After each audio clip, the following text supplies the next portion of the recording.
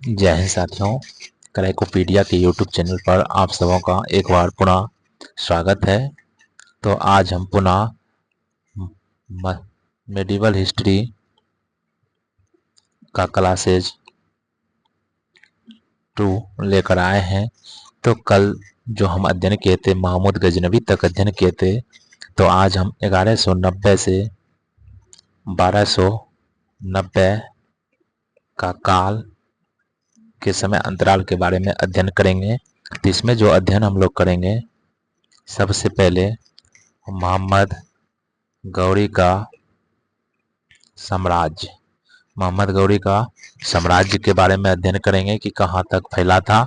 उसके बाद जो हम अध्ययन करेंगे तराइन का युद्ध, तराइन का युद्ध के बारे में अध्ययन करेंगे। चंदावार का युद्ध, चंदावार की जो लड़ाई हुई थी, युद्ध हुआ था, उसके बारे में अध्ययन करेंगे। और साथ ही साथ बख्तियार खिलजी, बख्तियार खिलजी के अभियान को हम लोग देखेंगे। और उसके बाद खोखर का विद्रोह देखेंगे। और मोहम्मद गौरी का जो उत्तराधिकारी एक तरह से था, उत्तराधिकार के बारे में भी अध्ययन करेंगे। उसके बाद लास्ट पॉइंट में हम लोग उत्तराधिकार में जो सबसे इम्पोर्टेंट है कुतुबुद्दीन ऐबक, उसके बारे में अध्ययन करेंगे। तो चलिए शुरू करते हैं। तो सबसे पहले मोहम्मद गौरी के साम्राज्य, मोहम्मद गौरी का साम्राज्य जो है उसके बारे में हम लोग अध्ययन करते हैं। तो मोहम्मद गौरी का साम्राज्य के बारे में हम लोग अध्ययन कर रहे हैं। तो चलिए, तो मोहम्मद गौरी का साम्राज्य में मोहम्मद गौरी का जो साम्राज्य था कहाँ कहाँ फैला हुआ था। तो मोहम्मद गौरी का साम्राज्य हम लोग देख लेते हैं देश के बाहर, और देश के बाहर और देश के अंदर भी हम लोग देख लेते हैं। तो मोहम्मद गौरी का जो साम्राज्य फैला हुआ था अभी के समय के, अर्थात आधुनिक अफगानिस्तान, बांग्लादेश, आधुनिक अफगानिस्तान, बांग्लादेश, ईरान, उत्तरी भारत, पाकिस्तान, ताजिकिस्तान और तुर्कमेनिस्तान के कुछ हिस्सों पर फैला था। तो आधुनिक अफगानिस्तान, बांग्लादेश, ईरान, उत्तरी भारत, पाकिस्तान, तजाकिस्तान, तुर्कमेनिस्तान के कुछ हिस्सों पर फैला था। और तत्कालीन भारत में अगर देखा जाए तो तत्कालीन भारत में जो इसका साम्राज्य का विस्तार था हुआ था मुल्तान में, ठट्टा में, मुल्तान, ठट्टा, पंजाब में, अजमेर में, उत्तर प्रदेश में,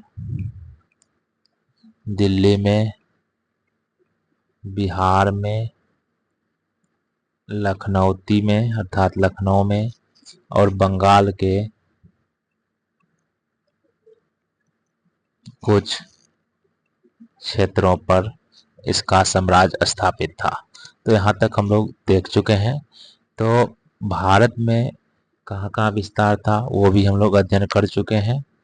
अब नेक्स्ट हम लोग देखेंगे कि नेक्स्ट जो है कि मोहम्मद गौरी जो है आया था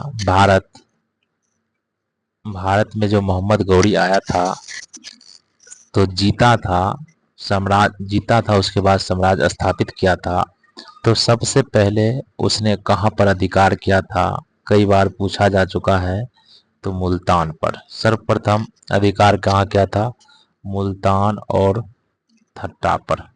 सर्वप्रथम अधिकार कहाँ किया था? मुल्तान और ठट्टा पर अधिकार किया। उसके बाद उसने गुजरात उसके बाद वह गुजरात की ओर गया था, किंतु वहाँ वह जीत दर्ज करने में असफल रहा।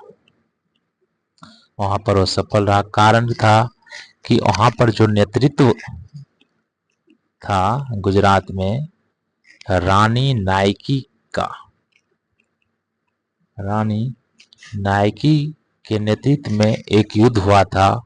उस युद्ध का नाम था कियद्रा का युद्ध। कियद्रा का युद्ध हुआ था, और यह युद्ध जो हुआ था माउंट आबू के समीप। यह युद्ध कहाँ हुआ था? माउंट आबू के समीप यह युद्ध हुआ था। लेकिन मोहम्मद गौरी जो है इस युद्ध में पराजित हो जाता है। मोहम्मद गौरी इस युद्ध में पराजित हो जाता है। तो रानी नायकी ने इसे पराजित किया था, और रानी नायकी जो थी वह कौन थी? तो रानी नायकी जो थी वह चालुक्य वंश की रानी थी। रानी नायकी कौन थी? चालुक्य वंश की ये रानी थी, रानी नायकी, जो कि चालुक्य वंश कहाँ पर अवस्थित था? गुजरात में। गुजरात के चालुक्य वंश की रानी थी। और गुजरात के अल्प वयस्क राजा जो उस समय थे, जो अल्प वयस्क था राजा, उसका नाम क्या था? भीम द्वितीय, भीमदेव द्वितीय। तो भीम द्वितीय से बहुत बार आप लोग पढ़े होंगे कि रानी नायकी मोहम्मद गौरी को किसने पराजित किया था? तो भीम द्वितीय ने पराजित किया था। तो भीम द्वितीय की संरक्षिका थी रानी नायकी। रानी नायकी जो गुजरात के चालुक्य वंश की रानी थी। तो यहाँ तक हमें दिक्कत नहीं होना चाहिए। तो सबसे पहले अगर पूछा जाए कि मोहम्मद गौरी ने कहाँ पर अधिकार किया था, तो मुल्तान और ठट्टा में। उसके बाद गुजरात गया, लेकिन वह असफल हो गया। तो चलिए अब हम तराइन के युद्ध के बारे में अध्ययन कर लेते हैं। तराइन का युद्ध, तराइन का युद्ध। तो जैसा कि आप सभी जानते हैं कि तराइन का जो युद्ध हुआ था, दो युद्ध तो आप लोग को मालूम ही होगा। तराइन का प्रथम युद्ध, तराइन का द्वितीय युद्ध, और एक इतिहास में एक और तराइन के तृतीय युद्ध के रूप में दर्ज है। तो तराइन का युद्ध जो हुआ था सबसे पहले गुजरात की लड़ाई के बाद। यह कब हुआ था? गुजरात की लड़ाई के बाद। और गुजरात की लड़ाई के बाद उसने क्या किया था? गुजरात में तो असफल रहा, गुजरात की लड़ाई में असफल रहा। उसके बाद पंजाब पर आक्रमण किया था मोहम्मद गौरी। कहाँ पर आक्रमण किया था? पंजाब पर आक्रमण किया था गुजरात की लड़ाई में असफल होने के बाद। तो गुजरात पर तो असफल रहा, परंतु पंजाब पर उसने क्या कर लिया? अधिकार कर लिया। तो पंजाब पर अधिकार कर लिया। उसके बाद वह जो है तराइन का युद्ध होता है। और यह जो युद्ध होता है किसके किसके बीच होता है? तो पहला युद्ध और दूसरा युद्ध जो होता है पृथ्वीराज तृतीय, जिसे हम लोग चौहान भी कहते हैं, और मोहम्मद गौरी के बीच होता है। और प्रथम युद्ध में पृथ्वीराज विजयी होता है, जबकि द्वितीय युद्ध में मोहम्मद गौरी विजयी होता है। यहाँ तक में दिक्कत नहीं होना चाहिए। और साथ ही साथ एक और युद्ध हुआ था 1516 ईस्वी में, तराइन का तृतीय युद्ध। और तराइन का पहला जो युद्ध हुआ था 1191 ईस्वी में, और तराइन का द्वितीय युद्ध 1192 ईस्वी में, और तृतीय युद्ध 1516 ईस्वी में हुआ था। और यह जो युद्ध हुआ था इल्तुतमिश और यालदौज के बीच, एक तरह से यह उत्तराधिकार का ही युद्ध था। इल्तुतमिश और याल्दौज के बीच हुआ था। तो तीनों तराइन के युद्ध को हम लोग देख चुके हैं। तो तराइन के युद्ध में जो पहली बार पृथ्वीराज चौहान तो विजयी हुआ था, लेकिन दूसरी बार जो विजयी हुआ था मोहम्मद गौरी, तो इसके विजयी होने का सबसे बड़ा कारण क्या था? घुड़सवारी और तीरंदाजी। घुड़सवारी और तीरंदाजी या इसने महत्वपूर्ण भूमिका अदा किया था। साथ ही साथ गाजी का विचार और खुम्स की व्यवस्था, खुम्स की व्यवस्था ने इसे विजयी करने में मदद किया। तो गाजी क्या होता है? तो गाजी का अर्थ होता है कि एक धर्म के लोग दूसरे धर्म के लोगों से युद्ध करता हो। अर्थात गाजी का अर्थ होता है जैसे कि मुसलमानों में वह वीर या योद्धा जो धर्म के लिए विधर्मियों से, दूसरे धर्म के से युद्ध करता हो। इसी इसका महत्वपूर्ण योगदान था। और खुम्स का अर्थ क्या होता है? युद्ध में लूटा गया धन। युद्ध में लूटा गया धन। तो यहाँ तक में समस्याएं नहीं होनी चाहिए। तो चलिए हम आगे देखते हैं। तो आगे जो हम लोग अध्ययन करेंगे वह है चंदावार का युद्ध। चंदावार की लड़ाई। तो चंदावार की लड़ाई जो हुआ था यह 1194 ईस्वी में हुआ था। और यह जो चंदावार की लड़ाई हुआ था मोहम्मद गौरी और राजा जयचंद के बीच। और राजा जयचंद कहाँ का शासक था? तो गढ़वाल का शासक था। और इस समय दिल्ली पर जो था, इस समय जो दिल्ली पर जो था किसका शासन था? तो पृथ्वीराज चौहान का शासन था। और यहाँ पर जो है गढ़वाल राज जो है जयचंद का शासन था। तो मोहम्मद गौरी और राजा जयचंद के बीच यह लड़ाई हुआ था। तो इससे पहले राजा जयचंद ने क्या किया था कि मोहम्मद गौरी का मदद किया था तराइन के द्वितीय युद्ध में। कारण क्या था कि इस पृथ्वीराज जो चौहान था तृतीय, इसने राजा जयचंद की पुत्री संयोगिता का अपहरण कर लिया था, जिसके कारण दोनों के संबंध अच्छे नहीं थे। और यह जो है कारण बना था, हार का प्रमुख कारण बना था तराइन के द्वितीय युद्ध में जो कारण बना था पृथ्वीराज चौहान के हार का। तो उसके बाद चंदावार की लड़ाई होती है मोहम्मद गौरी और जयचंद के बीच। तो मोहम्मद गौरी इस युद्ध में भी विजयी होता है। यहाँ तक में दिक्कत नहीं होना चाहिए। तो पृथ्वीराज चौहान के बारे में हम लोग जो पढ़े हैं, तो पृथ्वीराज चौहान के वंश के बारे में भी थोड़ा जान लेते हैं। तो पृथ्वीराज चौहान के वंश का जो चौहान वंश का जो सबसे प्रतापी शासक था वह बीसल देव था। बीसल देव था। और बीसल देव ने एक नाटक भी लिखा था। उस नाटक का नाम था हरिकेली। हरकेली नामक नाटक लिखा था। बिगड़ा राज बीसल देव चौहान वंश का सर्वाधिक प्रतापी शासक था। और हरिकेली नाटक के कुछ अंश जो है, हरिकेली नाटक का जो कुछ अंश है एक मस्जिद पर अंकित है। और वह मस्जिद है अढ़ाई दिन का झोपड़ा। अढ़ाई दिन के झोपड़ा नामक मस्जिद पर अंकित है। और इसका निर्माण जो है अढ़ाई दिन के झोपड़ा मस्जिद का निर्माण किसने किया था? कुतुबुद्दीन ऐबक ने। किसने किया था? कुतुबुद्दीन ऐबक ने इस मस्जिद का निर्माण किया था। और वर्तमान में यह मस्जिद है, लेकिन पूर्व में यह एक संस्कृत विद्यालय हुआ करता था। पूर्व में यह क्या होता था? संस्कृत विद्यालय हुआ करता था। यहाँ तक में दिक्कत नहीं होना चाहिए। और मोहम्मद गौरी को द्वितीय विश्व में हराया था। पृथ्वीराज चौहान को मोहम्मद गौरी ने जब द्वितीय विश्व में युद्ध में हराया था, तो मोहम्मद गौरी ने अपने नाम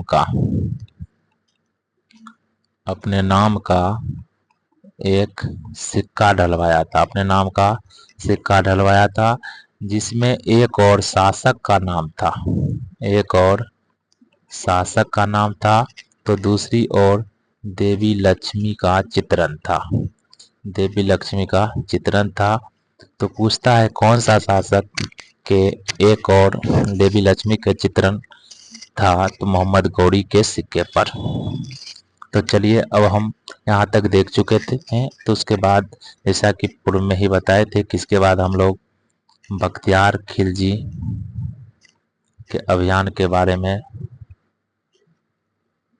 अध्ययन करेंगे। तो बख्तियार खिलजी का अभियान, तो बख्तियार खिलजी का अभियान के बारे में हम लोग देखते हैं।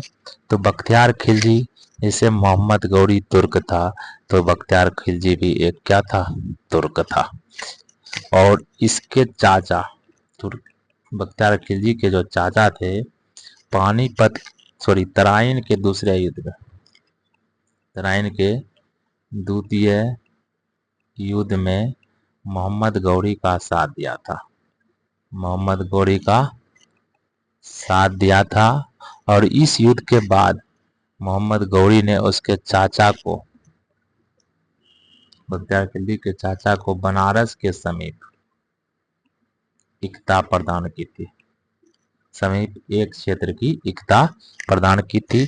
तो लेकिन जब चाचा की मृत्यु हो जाती है, चाचा की मृत्यु के बाद बख्तियार खिलजी उस एकता पर शासन करने लगता है। और इस क्षेत्र का विस्तार करते करते वह अपना विस्तार बिहार और बंगाल के कुछ क्षेत्रों पर भी कर लेता है। और बख्तियार खिलजी जब विस्तार कर लेता है, तो जिस समय यह बंगाल पर विस्तार करता है, उस समय जो बंगाल पर शासन था सेन वंश का, किसका था, सेन वंश का। और सेन वंश का उस समय शासक कौन था, तो लक्ष्मण सेन शासन था। और बख्तियार खिलजी, जैसा कि मालूम है, बिहार में विस्तार किया था, तो बख्तियार खिलजी ही वह विध्वंसक व्यक्ति था जिसने नालंदा विश्वविद्यालय को नष्ट किया था। तो नालंदा विश्वविद्यालय को, इसमें इंपॉर्टेंट पॉइंट याद रखना, यह एक तुर्क था। और नालंदा विश्वविद्यालय को नष्ट किसने किया था, बख्तियार खिलजी ने। और बंगाल पर जब आक्रमण किया था, उस समय किस वंश का शासन था, सेन वंश का। और उसका शासक कौन था, लक्ष्मण सेन।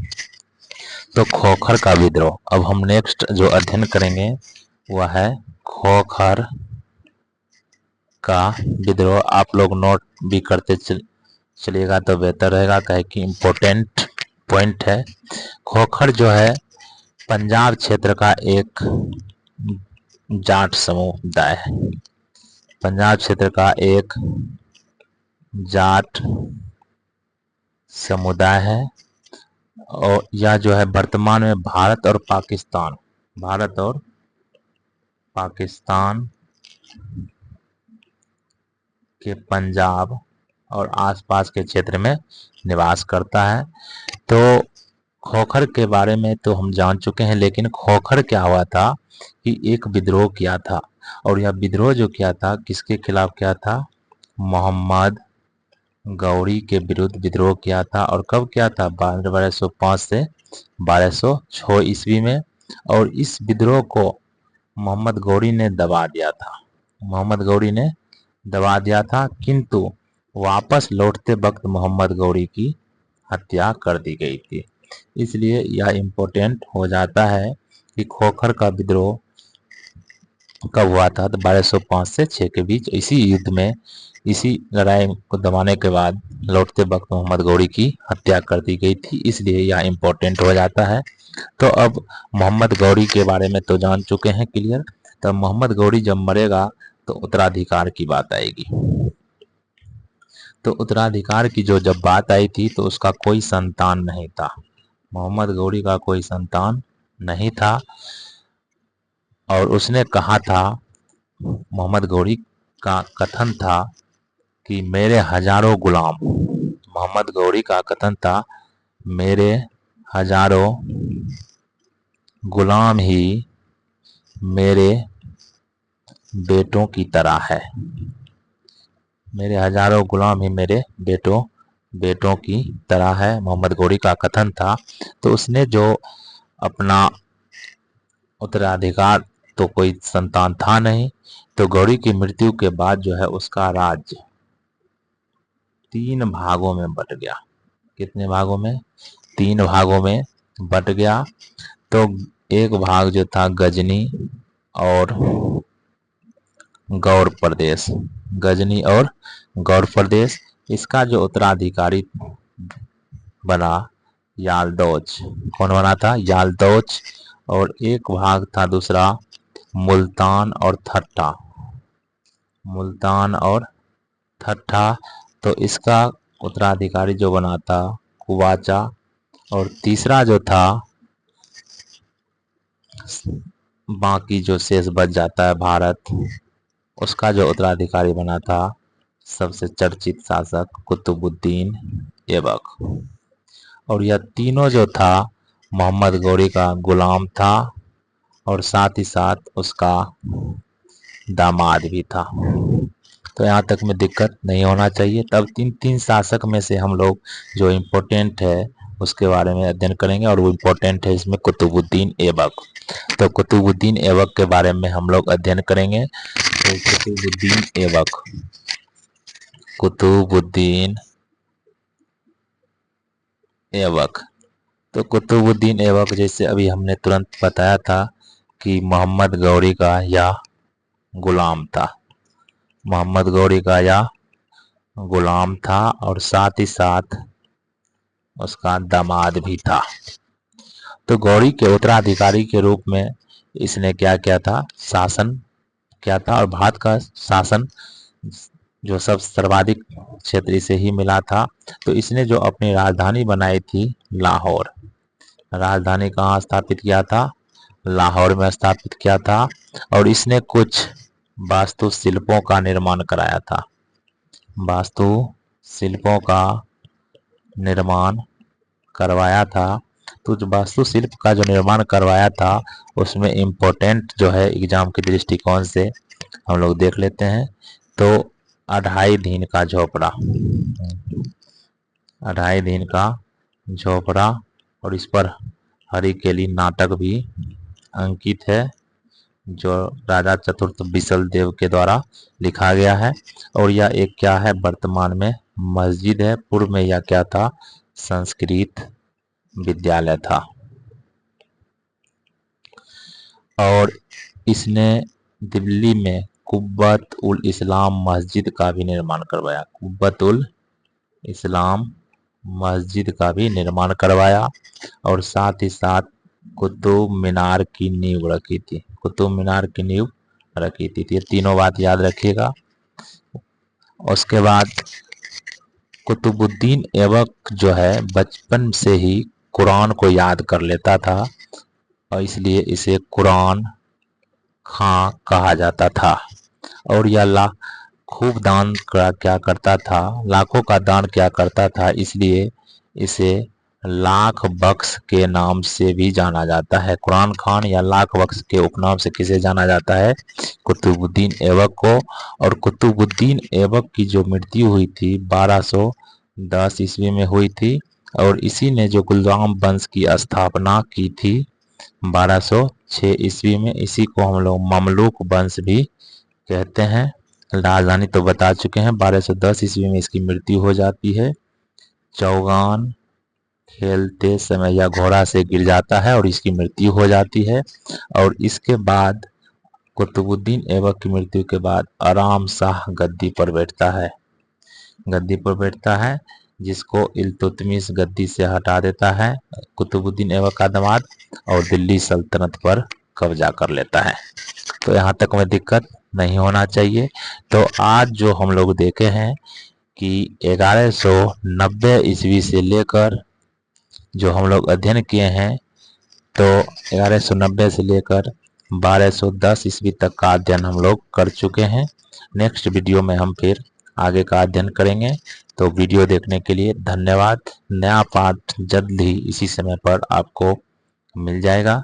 अगर आपको अच्छा लगता है तो कमेंट बॉक्स में कमेंट कर सकते हैं, और यदि आपको किसी भी प्रकार का डाउट हो तो भी कमेंट बॉक्स में कमेंट करें। वीडियो देखने के लिए धन्यवाद।